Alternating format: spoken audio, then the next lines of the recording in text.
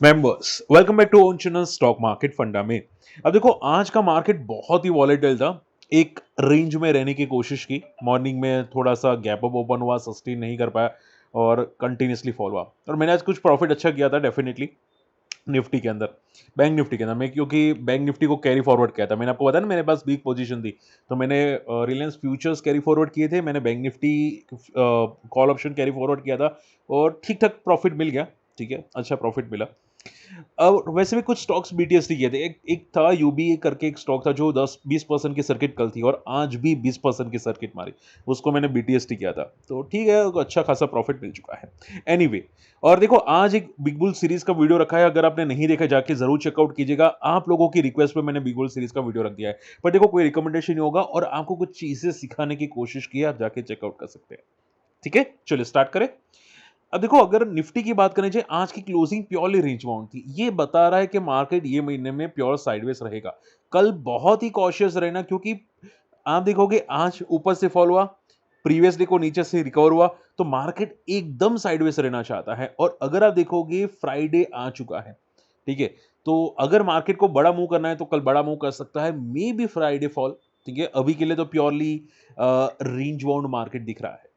ठीक है, तो आपको ट्रैप करवा सकता है। तो कल अगर स्टेबल ओपन होता है, जो अनुमान दिख रहा है कि स्टेबल ओपन होने का, तो कॉशियस रहना, क्योंकि ये ट्रैप करवा सकता है। ठीक है, जो ट्रेडर्स है निफ्टी के, उसको बहुत ही ज्यादा कॉशियस रहना पड़ेगा। ठीक है, कल के लिए थोड़ा कॉशियस रहेगा। एफआई की लगातार सेलिंग है। ठीक है, एफआई मार्केट में नहीं आना चाहते, छोड़ दीजिए, हमको कोई फर्क नहीं पड़ता। अब देखो, मार्केट में फॉल आज क्यों आया था, समझो बात को।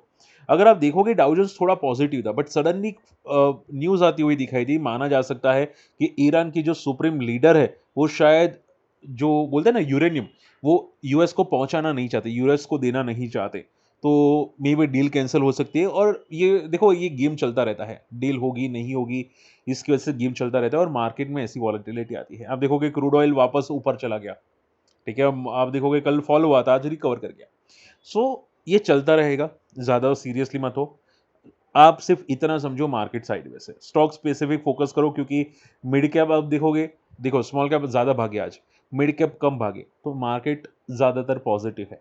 ठीक है, अगर नेगेटिव होगा तो मैं आपको बता दूंगा, तो बी रिलैक्स, कोई पैनिक की जरूरत अभी के लिए नहीं दिखाई देती। ठीक है, और दिखनी होगी तो मिड कैप निफ्टी जैसे ही 23,000 को ब्रेक करेगा, तो वही थोड़ा सा पैनिक दिख सकता है। ठीक है, और थोड़ा ज्यादा पैनिक 22,000 के नीचे है, तो अभी के लिए ज्यादा टेंशन मत लो। Okay, guess the chart. ये कौन सी कंपनी का चार्ट है? डेली चार्ट है ये, और purely big bull pattern follow कर रहा है। इट मींस कि ट्रेंड कंटिन्यू है। और देखो, इसमें कोई रिकमेंडेशन नहीं है, मैं आपको चार्ट पढ़ना सिखा रहा हूं, तो थोड़ा ध्यान से समझेगा। ओके, देखो, अगर आप ध्यान से देखोगे तो ये स्टॉक डेली 20 मूविंग एवरेज पे सपोर्ट ले रहा है। लास्ट टाइम जो रिजल्ट आए थे, यानी कि 3 महीने पहले, उसके बाद स्टॉक ने जो big bull pattern momentum follow किया, वो अभी रिजल्ट के तब तक पॉजिटिव था। प्लस रिजल्ट आने के बाद 7 दिन का हाई इसने ब्रेक किया आज। ठीक है, बहुत पॉजिटिव बात है। तो ये pure big bull pattern follow कर रहा है, बहुत स्मूथ पैटर्न फॉलो कर रहा है। हालांकि एक प्रॉब्लम इसमें ये है कि थोड़ा वर्टिकल जा रहा है, थोड़ा वर्टिकल जा रहा है। ओके, तो ये तब तक पॉजिटिव रहेगा जब तक ये 20 डेमा को सपोर्ट ले रहा है। हाँ, जैसे ही डेली चार्ट में 20 डेमा को सपोर्ट लेना बंद कर दिया, ये बड़ा पिटेगा। ठीक है, तो अभी ये ट्रेंड चल रहा है, तो चलने देते हैं। ठीक है, क्योंकि इसने रिजल्ट का भी हाई ब्रेक किया है, so it's very positive sign. ठीक है ना, तो ये ट्रेंड चल रहा है, देखते हैं यहाँ पे कि कितना लंबा चलता है। तो ऐसे स्टॉक को स्टडी करो कि कौन सा स्टॉक कंटिन्यूसली जब भी सपोर्ट पे आता है, सपोर्ट लेके बाउंस करता है, सपोर्ट पे सपोर्ट लेके बाउंस करता है। ऐसे स्टॉक को स्टडी करो, आपके लिए बहुत काम आएगा। ठीक है, जैसे 20 डेमा पे आता है, कैसा पुल बैक बड़ा करता है। आज भी बहुत सारे स्टॉक है जो 20 डेमा पे आके पुल बैक किए हैं। मुझे कमेंट करके बताओ कौन कौन सा स्टॉक है और ये कौन सा स्टॉक है। ठीक है, चलिए आगे बढ़े। ओके, फटाफट बहुत इंपॉर्टेंट हुई है मार्केट में चीजें बता देता हूं, ध्यान से सुनिएगा। देखो, एमटार में भी बहुत अच्छी बिगुल पैटर्न थी, रिजल्ट्स भी अच्छे थे। लाइफ आई को ट्रेड करा था आज, और मैंने यस्टरडे बीटीएसटी किया था। अब आज प्रमोटर ने स्टेक बड़ा सेल किया है। ठीक है, आप देख सकते हैं 19 से 20 तारीख के बीच में बड़ा स्टेक सेल किया है। और देखो, अगर स्टॉक कोई टॉप पे होता है ना, स्टेक सेल करता है ना, ये बहुत बड़ी नेगेटिव चीज हो जाती है, यानी कि कंपनी में फॉल आने के चांसेस बढ़ जाते हैं। ठीक है, तो हमेशा माइंड एकदम ओपन रखना कि अगर कोई स्टॉक आपने ट्रेंडिंग लिया है, जैसे कि अभी चार्ट बताया था, ऐसा कोई ट्रेंडिंग लिया है, तो स्टॉक में केयरफुल लेना पड़ता है कि कोई न्यूज ना आ जाए। ठीक है, और इसमें न्यूज़ आई है तो ये पैनिक क्रिएट करवा सकता है। मैं ऐसा नहीं बोलूँगा 100% होगा फॉल, बट ये एक पैनिक क्रिएट करवा सकता है। तो बहुत केयरफुल रहना पड़ेगा कि भाई प्रमोटर क्यों सेल कर रहा है? क्या प्रमोटर में प्रॉब्लम है? क्या ये ट्रेंड कंटिन्यू करेगा? आप समझ रहे हो? क्योंकि बड़े प्लेयर्स निकल जाएँगे फिर। अगर प्रमोटर निकलेंगे तो बड़े प्लेयर्स भी निकलने की कोशिश करेंगे। तो ये और फॉल होगा। ठीक है? तो be careful, totally be careful. ये अपना ट्रेंड चेंज कर सकता है। चलिए आरसीएफ की बात करते हैं। नंबर्स बहुत अच्छे हैं। ग्रोथ ट्रेमेंडस आया है। इबिटा 82% से ग्रो हुआ है। आरसीएफ भी एक ऐसा बंदा है जो बहुत ज़्यादा पिट चुका है। ठीक है? रिजल्ट्स बहुत ही तोड़-फोड़ आए हैं, सपोर्ट पे हैं, बट याद ये रखना कि बड़े प्लेयर्स को ये पसंद नहीं है ये स्टॉक, क्योंकि जभी भी अच्छे रिजल्ट्स आते हैं, स्टॉक भागता है, वापस गिर जाता है। मैंने बहुत बार देखा है। ठीक है? तो आपका माइंड एकदम क्लियर होना चाहिए कि स्टॉक कैसा है। ठीक है? ये आपको पता होना चाहिए। बड़े प्लेयर्स करोड़ों रुपए डालते हैं स्टॉक के अंदर। ठीक है? अब उनको अगर नहीं पसंद है, तो नहीं पसंद है। ठीक है? तो स्टॉक जनरली नहीं चलता। तो आप ये समझ के चलो अभी ये 160 का रेजिस्टेंस है। अगर ये ब्रेक करेगा तो चलेगा, बाकी चांसेस कम है। हालाँकि रिजल्ट अच्छे हैं, बट देखते हैं कि क्या बड़े प्लेयर्स आते कि नहीं। नायका, देखो नायका के रिजल्ट्स एवरेज है और आप देखोगे बंदा बहुत ओवर वैल्यूड है। आप देख सकते हैं 375 की पी पे है। स्टार्टअप कंपनी से बट बहुत ज़्यादा ओवर वैल्यूड है। ग्रोथ बहुत ही अच्छी है इसकी। देखो यहाँ पे ग्रोथ ट्रेमेंडस है, बट क्या ये सस्टेन करेगा? अब देखो एक सर ने पूछा था, यहाँ पे आप कमेंट करके देख सकते हैं। यहाँ पे एक सर ने पूछा था कि सर ये स्टॉक बहुत ज़्यादा महंगा है, टाटा टेक वाला, ठीक है, क्या वो चल सकता है? ये कहना मुश्किल है, बट देखो ये भी तो महंगा था नायका। मैं इसकी सच्ची रियल वैल्यू बोलूँ ना नायका की, तो रियल वैल्यू इसके 10 से 20 रुपए की है। ठीक है, ये बंदा उतना बेकार है और इतना ओवर वैल्यूड है। ठीक है, बट ये बंदे 400 का स्टॉक 200, 200 का आधा, 100, 100 पे जाने के बाद ये बंदा रिकवर हुआ 300 तक, सोचो।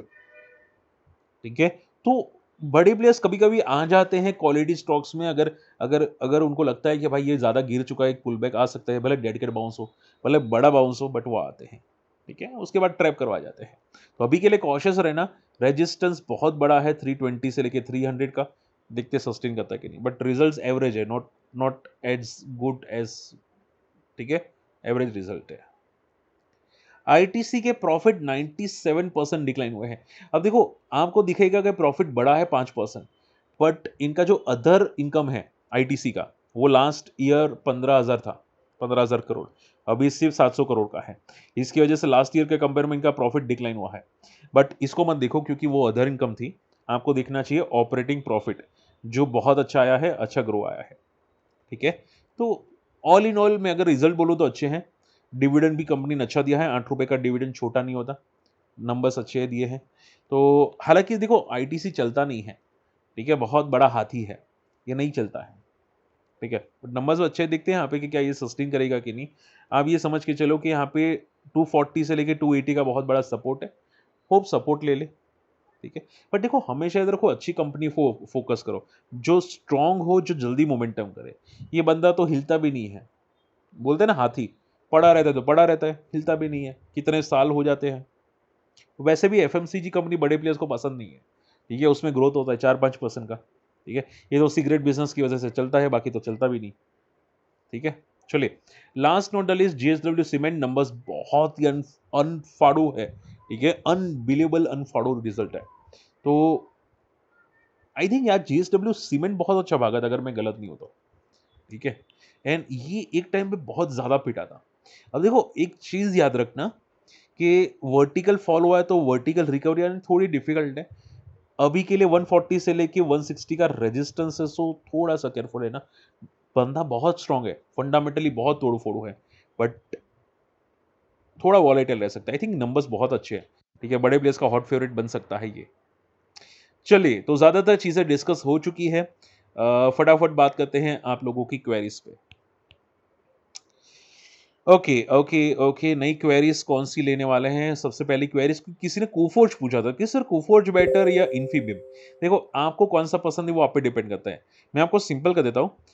देखो इन्फीबिम ग्रोथ नहीं करता। इन्फीबिम है ना, ठीक है, इन्फीबिम या इन्फोबिम पता नहीं यहाँ पे क्या लिखा, बट फंडामेंटली कोफोर्ज बहुत स्ट्रांग है। अगर फंडामेंटल्स की हिसाब से आप कंपेयर करने जाए, ये बहुत बहुत बहुत फाड़ू कंपनी है ये। और ओरेकल सबसे स्ट्रांग कंपनी है।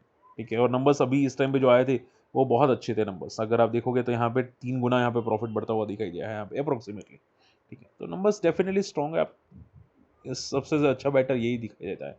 एम्बर की अगर बात करें, जो यहाँ पे किसी ने पूछा था कि सर आज एम्बर क्यों भागा, मुझे किसी ने पूछा था।